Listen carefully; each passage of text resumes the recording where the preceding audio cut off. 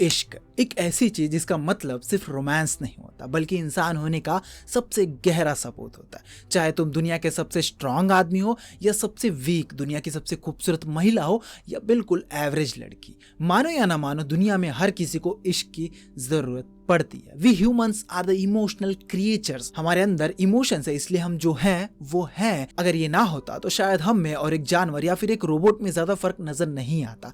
This is the reason we tend to feel emotions very strongly. और उन emotions में सबसे गहरा, सबसे इंटॉक्सिकेटेड, सबसे ज्यादा रूह को छूने वाला एहसास इश्क है। इश्क को लोगों ने लिखा, गाया, जिया, झेला, बर्बाद हुए, फिर भी मोहब्बत से इनकार नहीं किया। लोगों ने लिखा कि इश्क के 7 मुकाम होते हैं: दिलकशी, उन्स, मोहब्बत, अकीदत, इबादत और जुनून।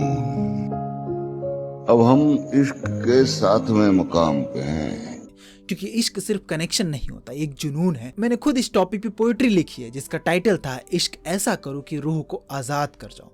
कितना खूबसूरत है ना ये लाइन, पर इसके पीछे छुपा वो सैक्रिफाइस वो लोग नहीं समझ पाते जो इश्क को सिर्फ एक लग्जरी समझते हैं। इश्क बर्बादी तब लगता है जब वो एक तरफ से हो, जब एक तरफ से वफादार हो और दूसरी तरफ सिर्फ मौके के हिसाब से प्यार का नाटक। मैं आपको कभी नहीं कहूंगा कि आप प्यार में खुद को बर्बाद कर लो, क्योंकि ये सच है भाई कि मोहब्बत तभी सुकून देती है जब दोनों रूह एक ही आग में जलने को राजी हो, वरना इश्क एक इबादत से ज्यादा एक पनिशमेंट बन जाती है। और प्यार वो नहीं होता जो तुम्हें सिर्फ उदास करे, प्यार वो होता है जो तुम्हारी रूह को थाम ले जब दुनिया तुम्हें तोड़ दे। तो हाँ, इश्क जरूरी है हर इंसान के जीने का। सुनने में तो बहुत प्यारा लगता है, पर मैं आपको ये कभी सजेस्ट नहीं करूंगा कि आप खुद को इश्क में बर्बाद कर लो, क्योंकि ये सब भी तब वैलिड लगता है जब सामने वाला भी आपके लिए उतना ही लॉयल हो, वो भी उतना ही ज्यादा इंटेंसिटी से आपसे इश्क करता हो।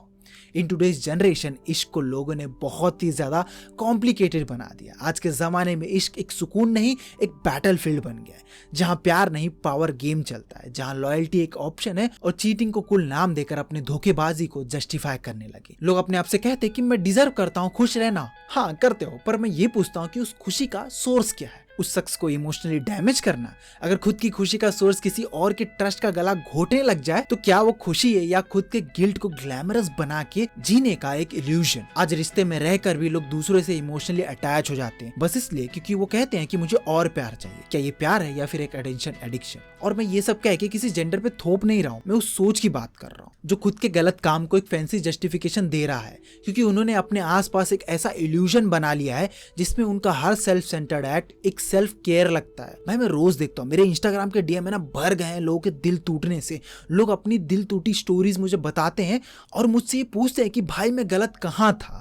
मैंने बहुत सारे वीडियोस भी बनाए, रील्स भी बनाए, कंटेंट भी बनाया, how to heal a broken heart, पर फिर भी लोग टूट रहे हैं। क्योंकि आज जहाँ इश्क में हीलिंग मिलनी चाहिए वहां सिर्फ इनसिक्योरिटी मिलती है। जहाँ प्यार एक दूसरे का सपोर्ट बनना चाहिए वहां पे लोगों को एक दूसरे की सक्सेस से जलन होने लगी है।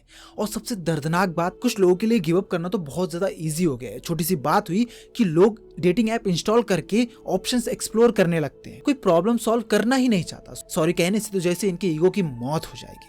कोई पेशेंस ही नहीं है, कोई इंड्योरेंस ही नहीं है, बस डोपामिन चाहिए, इंस्टेंट अफेक्शन चाहिए। और अगर वो नहीं मिला तो स्क्रोलिंग तो है ही, स्वाइप करो, नया बंदा ढूंढो, नया ऑप्शन एक्सप्लोर करो। तो अब मुझे बताओ, इतने सारे इल्यूजन, इतने सारे शॉर्टकट्स, इतने फेक क्लैरिटी के बीच क्या कोई असली इश्क बचा है जिसमें वो 7 स्टेजेस हो, जिसमें जुनून हो, जिसमें रूह वाला वो इश्क हो? नहीं भाई, अब तो बस हाईलाइट रील चलती है और लोग बस म्यूजिक चलाते हैं और उसी को अपना इश्क बताते हैं। और अपने ही गिल्ट में लोग दब के रह जा रहे हैं। लोगों का दिल टूट रहा है, लोग बहुत ज्यादा ब्रोकन है। क्यों? क्योंकि रिश्ते बहुत ज्यादा खोखले हो चुके हैं। देखो, इश्क करो, जरूर करो, बेशक करो, लेकिन पूरी अकल के साथ करो। क्या पता कल किसी के मूड पे तुम्हारा दिल टूट जाए और उस वक्त तुम्हारे पास सिर्फ 2 ऑप्शन होते हैं, या तो खुद को संभालो या खुद को बर्बाद करो। कबीर सिंह एक एक्टर था, स्क्रीन पे कूल लगता है, उसकी बर्बादी पे स्लो मोशन सीन चलता है, बैकग्राउंड में एक अच्छा म्यूजिक होता है। पर अगर असली जिंदगी में तुम उस पाथ पे चले तो ग्लैमर का तो पता नहीं, लेकिन तुम्हें एक तन्हा कमरा जरूर मिलेगा जहां अंधेरा, तन्हाई और गिल्ट तुम्हारा वेलकम करेगी। क्योंकि असल जिंदगी में कोई प्रीति तुम्हारे पास वापस नहीं आने वाली भाई। ना तुम्हारे पास ऐसा कोई फ्रेंड है जो तुम्हें हर दिन संभालेगा। कबीर सिंह अमीर था, फिक्शनल था, उसके हार्ट ब्रेक एक मूवी थी।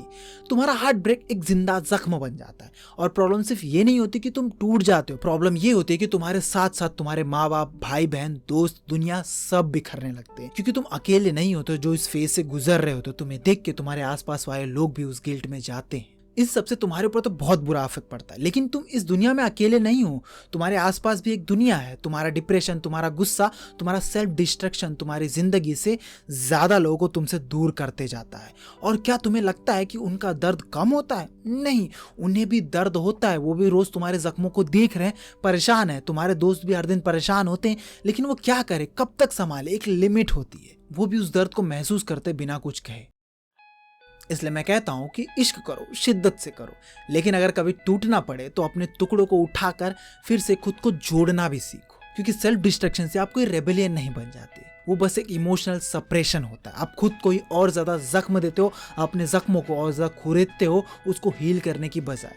और उस दर्द का प्राइस सिर्फ तुम नहीं चुकाते, तुम्हारा पूरा परिवार, तुम्हारे दोस्त चुकाते। जिंदगी कोई मूवी नहीं है मेरे भाई, यहाँ कोई बैकग्राउंड म्यूजिक नहीं है, तो यहाँ पे सिर्फ कॉन्सिक्वेंसेस होते हैं। तो अगर इश्क तुम्हें ले डूबे तो उससे पहले एक सेफ्टी जैकेट जरूर पहन लेना, लॉजिक का, सेल्फ रिस्पेक्ट का और जिम्मेदारी का। क्योंकि तुम अकेले नहीं हो, तुम्हारे ऊपर जिम्मेदारियां हैं। तुम्हें अपना परिवार देखना है, खुद को भी संभालना है, खुद एक बेहतर इंसान बनना है।